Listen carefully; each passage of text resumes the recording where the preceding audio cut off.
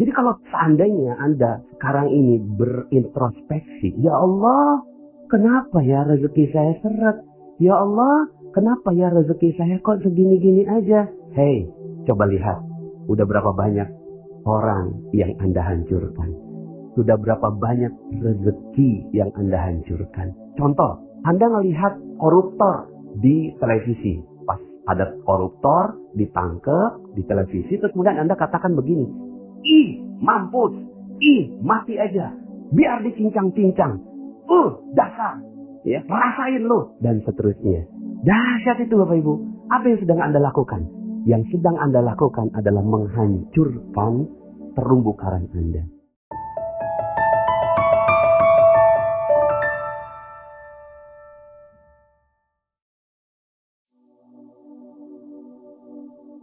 Bismillahirrahmanirrahim. Assalamualaikum warahmatullahi wabarakatuh. Sebelum saya jelaskan terumbu karangnya, saya mau tanya, ya, begini. Rezeki Allah itu selalu dititip, Bapak Ibu. Allah itu nggak mungkin kasihin rezeki, ya, dengan zatnya sendiri. Tidak mungkin, ya. Pasti Allah titipkan rezeki, ya. Dalam materi Paradox of Candy, saya sampaikan bahwa rezeki itu dibawa oleh malaikat Mikail. Dari langit, rezeki dibawa, lalu kemudian malaikat Mikail memberikannya kepada kita. Tapi memberikannya kepada kita, kalau kemarin analoginya bungkus permen ya Bapak Ibu ya, di Paradox of Candy. Nah tapi, bungkusnya ini seperti apa ya? Kemarin kita bahas bahwa bungkus itu sesuatu yang kita nggak suka dan seterusnya. Nah, cuma Bapak Ibu, faktanya bahwa rezeki Allah dititip, ya, rezeki Allah dari malaikat Mikail lalu dititip. Nah, dititipnya di mana inilah yang penting bagi kita, ya. Kenapa? Karena kalau kita nggak tahu dititipnya di mana, maka kita nggak tahu bagaimana cara ngambilnya, Bapak Ibu, ya. Contoh gini, Bapak Ibu. Allah kasih rezeki untuk jerapah itu di pucuk-pucuk pohon, ya, di pucuk pohon yang paling tinggi. Disitulah Allah titip rezeki untuk jerapah.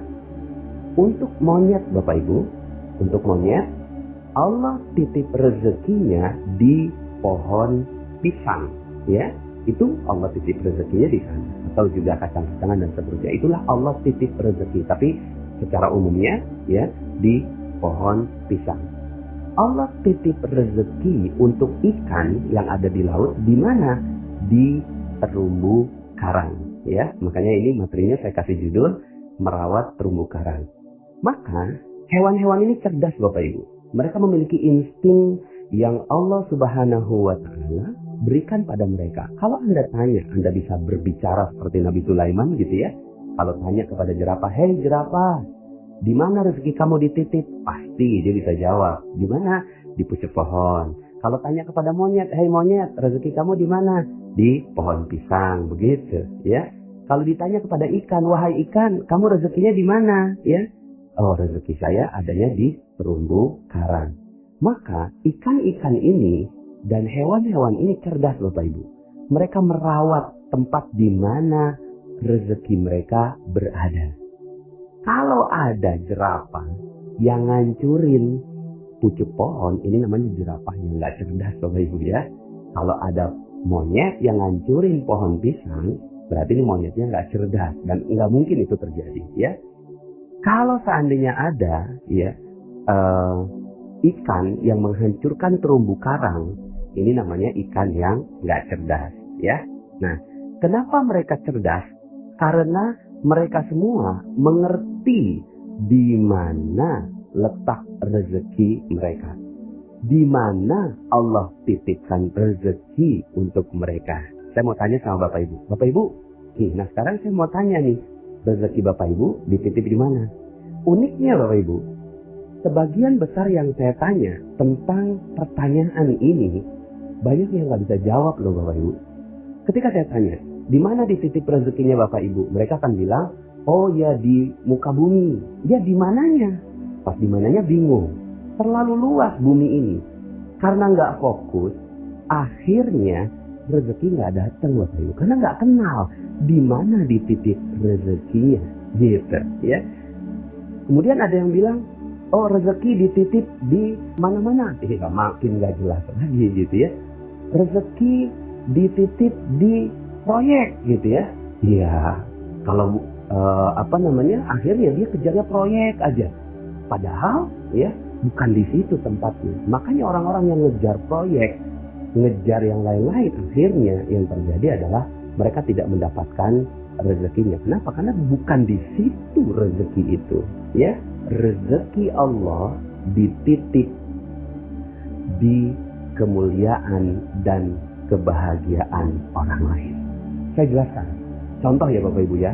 Kenapa kok Facebook ya, itu dia bisa dapetin Mark Zuckerberg ya, dia kok bisa dapatkan rezeki berlimpah? Wajar. Kenapa? Karena dia membahagiakan 1 miliar penggunanya. Ya, walaupun dia tidak memuliakan, yang dia lakukan hanya membahagiakan.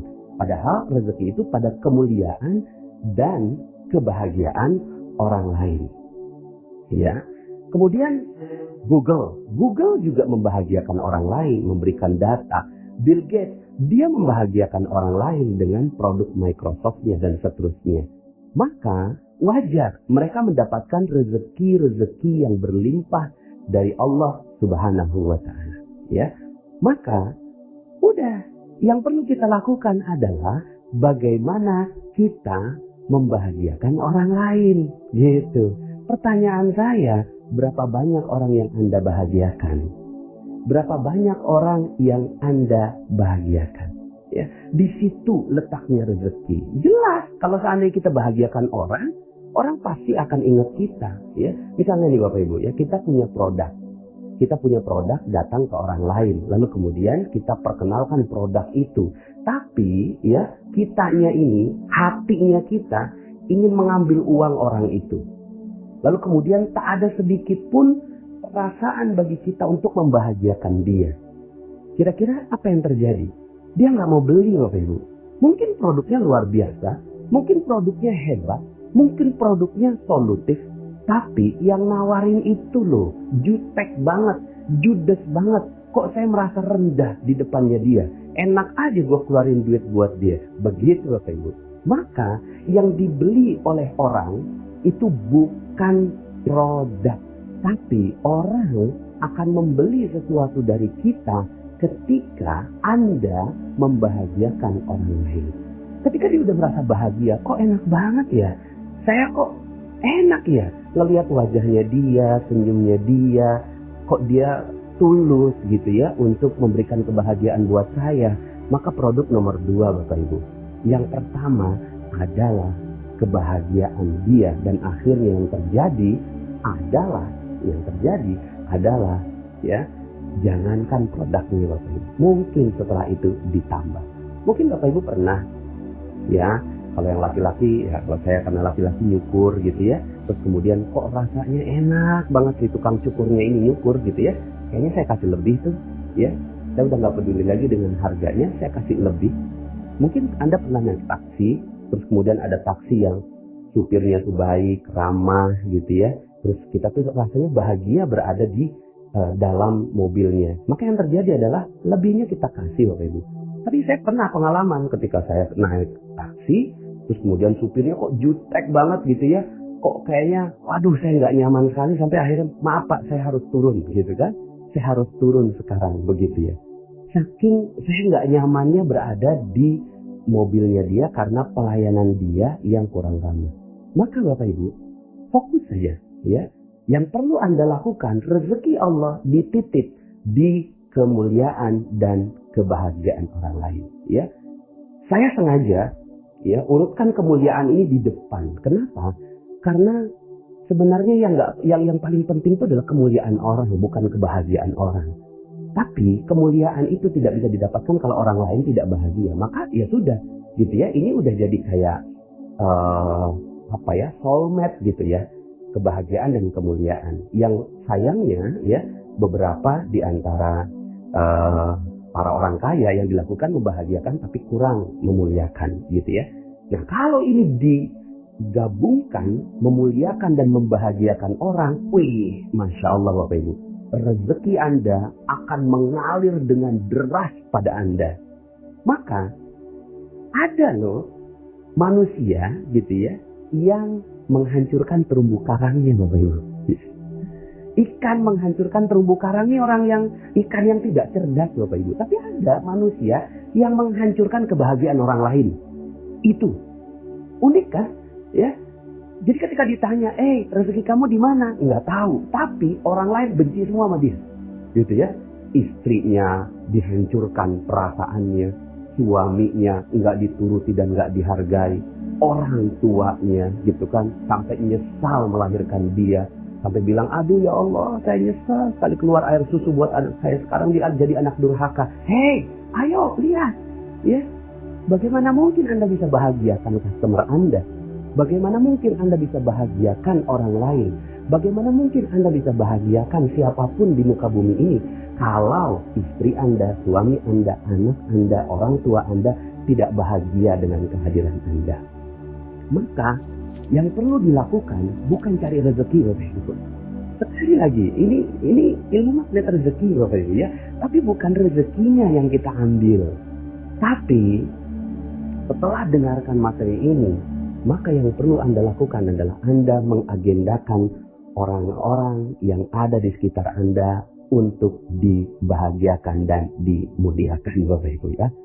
Dimuliakan dan dibahagiakan. Muliakan orang tua kita. Muliakan istri kita, muliakan suami kita, ya, muliakan customer kita, muliakan siapapun, ya, setiap orang yang lewat di depan kita, wah kita muliakan, gitu ya.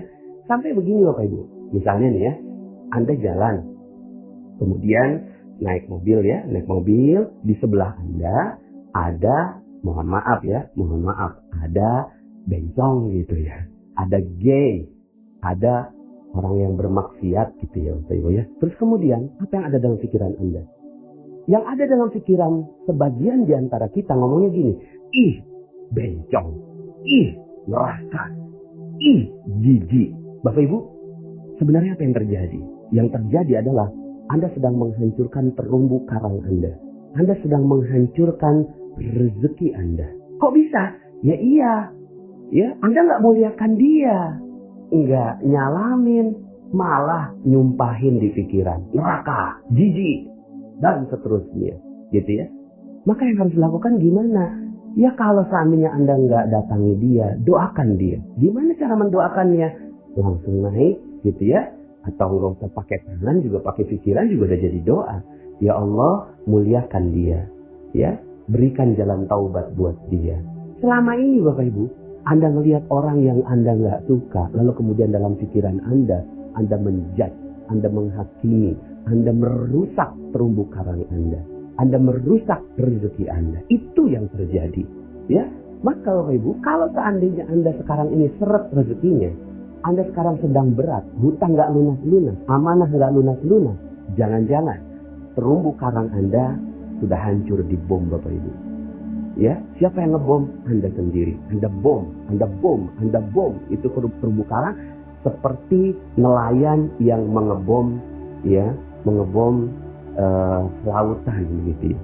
Mentang-mentang Allah ya kasihin hukum bahwa ikan yang bangkai boleh dimakan halal. Maka yang dilakukan adalah dibom aja supaya bangkainya yang kita tangkap begitu ya. Mentang-mentang begitu Bapak Ibu, maka yang dilakukan adalah menghancurkan terumbu karang Bapak Ibu, ya.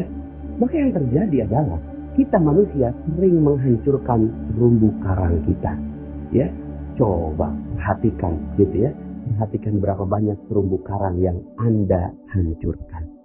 Maka Bapak Ibu, kalau seandainya sekarang ini rezeki nggak ada, ya sudah, wajar Anda menghancurkan terumbu karang Anda, gitu ya. Ada orang Anda benci banget gitu ya. Misalnya Anda tahu nih sebuah ilmu, sedikit Anda tahu gitu kan. Ya, bahwa oh ya nih kalau pakai hadis ini gitu kan. Ini hadisnya nggak ada di Nabi. Terus kemudian yang lainnya dibilang, oh itu bid'ah, itu neraka dan seterusnya. Kemudian ada lagi yang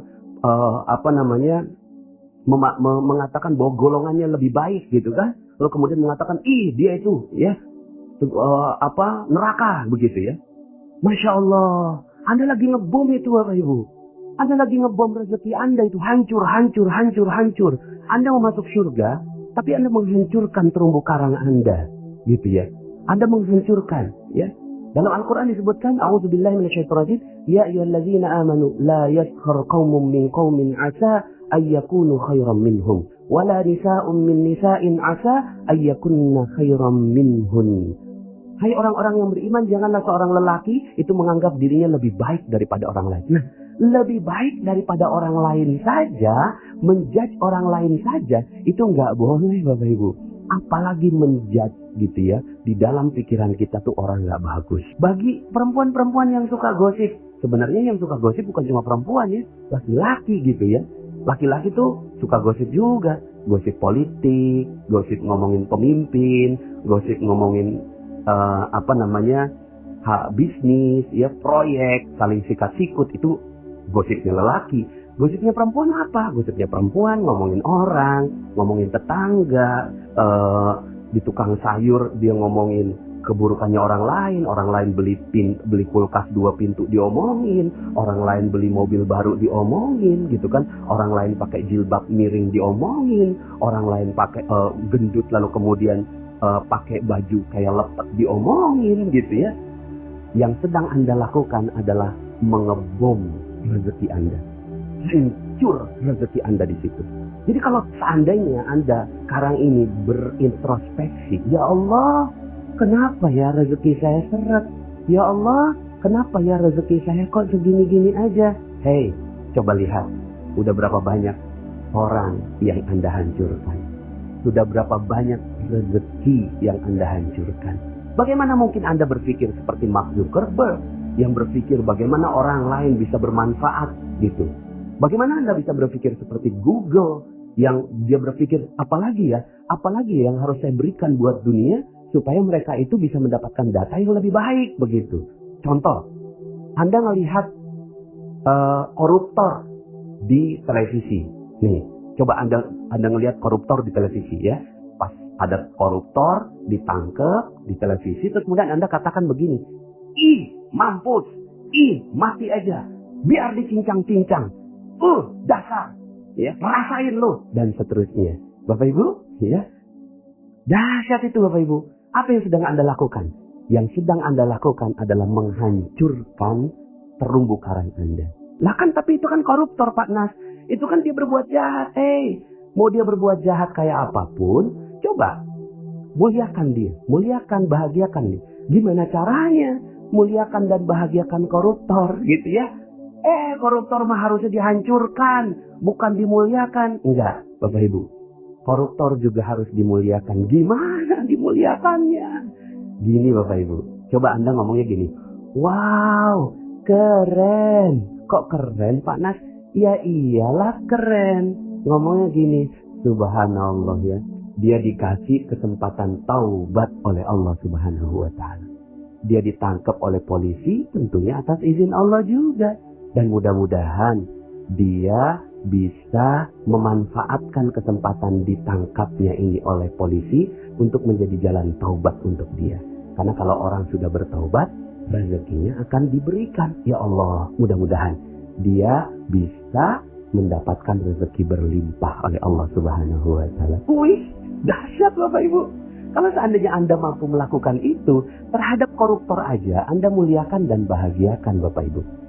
Contoh misalnya ibu-ibu lagi ngomongin orang di pasar atau di tukang sayur, kemudian ketika ada yang ngomong, oh si A tuh begini-begini, oh iya, mudah-mudahan dia dimuliakan dan dibahagiakan Allah. Gitu Bapak Ibu. Terus kemudian, lo sok suci gitu. Enggak, saya mah nggak sok suci. Saya mah mau merawat rezeki saya. Rezeki saya supaya barokah, rezeki saya supaya berlimpah. Saya selama ini sadar rezeki saya nggak banyak, maka mungkin karena saya sering gosipin orang gitu Bapak Ibu. Sehingga akhirnya Anda lakukan adalah orang yang gosip sekalipun Anda nggak judge Bapak Ibu. Kamu kok senang gosip? Nggak tahu neraka? Nggak tahu ayatnya? Ayuhibbu ahadukum ayakulalah ma'akhihi maitan fakaritumu. Tuh dalil tuh, makan dalilnya. Itu yang kita bilang, kamu nggak suka ya Memakan daging bangkai saudara sendiri. Itu dalil. Itu Al-Quran. Masa kamu gak percaya sama Al-Quran? Masa kamu melawan Al-Quran? Neraka kamu. Aduh, bukan begitu Bapak Ibu. Bukan sama sekali. Tapi ajak saudara-saudara kita untuk mulia dan bahagia. Anda bisa bayangkan Bapak Ibu.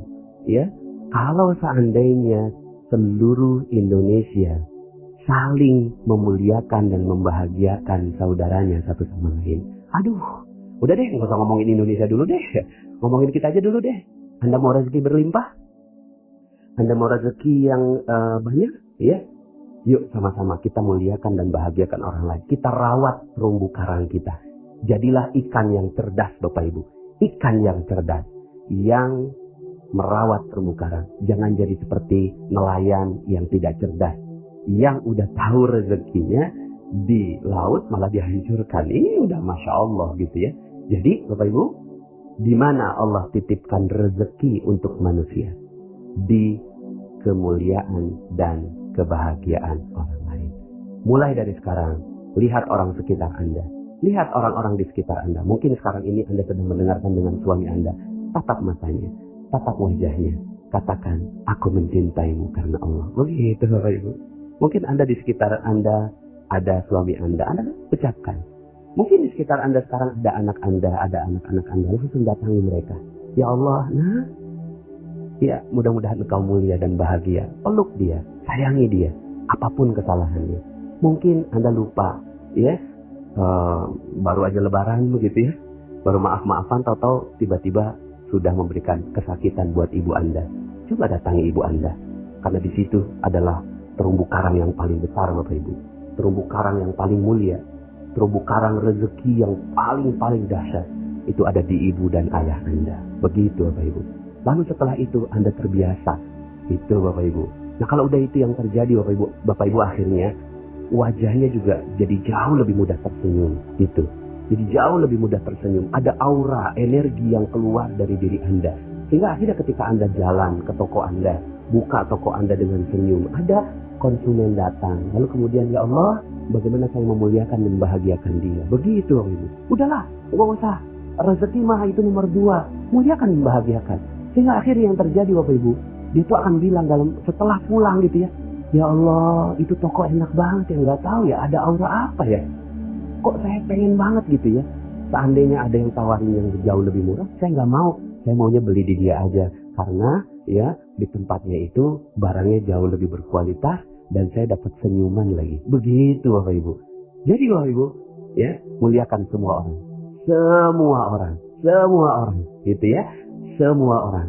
Agendakan sehari ini ketika mulai pagi hari, maka agenda Anda bukan untuk mencari rezeki Bapak Ibu, untuk cari uang, untuk bekerja bukan. Tapi agenda Anda pergi dari rumah Anda, yang Anda lakukan adalah bagaimana saya memuliakan dan membahagiakan orang lain. Dari situ baru rezeki Anda akan mengalir pada diri Anda. Mungkin ada yang bilang begini, ya Allah Pak Nan, saya baru dapat materi ini, saya sadar terumbu karang saya ini udah hancur gitu ya. Saya selama ini menzolimi, merusak hubungan saya dengan orang lain. Gak apa-apa Bapak Ibu, tenang aja. Santai kok, santai. Anda kan baru tahu mungkin ya ilmu ini. Ya, apa yang perlu dilakukan? Yang perlu dilakukan adalah tenang aja. Terumbu karang masih banyak. Terumbu karang masih banyak. Muliakan orang yang bisa Anda muliakan. Bahagiakan orang yang bisa Anda bahagiakan di sekitar Anda. Di sekitar Anda. Mulailah sekarang. Mulai pelan-pelan merawat terumbu karang Anda. Ya, silakan gitu ya. Rawatlah terumbu karang Anda gitu kan. Sampai akhirnya menjadi terumbu karang yang indah, maka rezeki akan datang berlimpah kepada Anda. Jadi, ya, kalau ada yang bertanya, Pak Nas, saya ini orangnya banyak dosa, apakah rezeki saya pantas dapatin rezeki Allah? Pantas kok. Ya, asalkan Anda mau mengamalkan ilmu ini, muliakan dan bahagiakan orang lain. Dari mana memulainya? Mulai dari orang tua Anda. Itu. Mulai dari orang tua Anda. Kalau Anda mampu melakukan itu, maka Masya Allah, rezeki Anda akan datang dengan berlimpah. Semoga saya doakan Anda semua mendapatkan keberkahan, kemuliaan, kejayaan, kebahagiaan, keharmonisan dari Allah Subhanahu wa Ta'ala. Sampai jumpa pada audio-audio berikutnya. Saya Nasrullah.